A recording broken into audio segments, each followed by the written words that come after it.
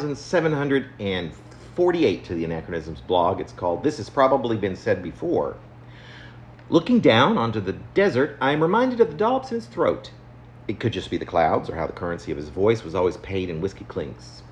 Were aces wild or bases loaded? There's only so much one remembers. Could be, too, a resistantly lingering vapor, but a whiff of that surly misdemeanor. Now gone, all but non-existent.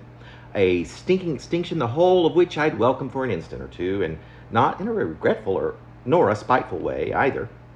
Oh, how very skewed becomes each glanced perspective. Would that I could pay my way clear through the pink rock-like layers that compose such beautiful buttes as those that I have yet to completely imagine, but come now could I, if but to ascertain precisely my particular description, how each to a man whose clipped talk was such a dreamy golden voice gone voiceless. But whose now hasn't? Was everything that's me and mine and just one singular cloud that drops by, stays a little while, then drops a little rain upon the desert, and poof, it was just a cloud all by itself, like me, like I am now, an isolated puff. How distant are the layers of that cake?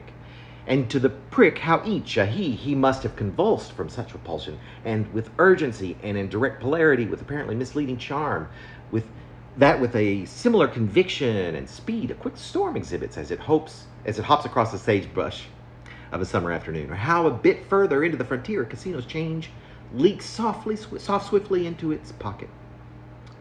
Leaks softly, swiftly into pocket with a whoosh.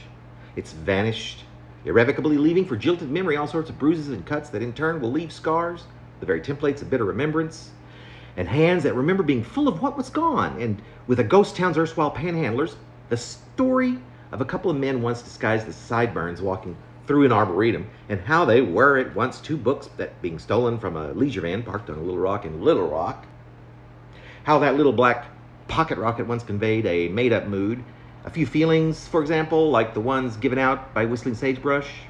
Those same clumps disintegrated by the disappearance, now gone, so damp as to give a vertigo, a berserk and unconventional spin. And do they ever spin? They spin until all my arms and teeth are lost, until a single blunt pose of saguaro gets stuck somewhere in the rainforest of a distant hemisphere as the vague scent of whiskey as it clicks or as it clinks through the bone-chill night after night after night toward the rocks that are uplifted and carried by the dreaming wind until dropped as a stack like silver dollar pancakes into blood-colored buttes. And nearby, where burial grounds grow paler pink under the scorch, we're going to Illinois, aren't we? I thought I heard him say. If just to perk things up a little bit.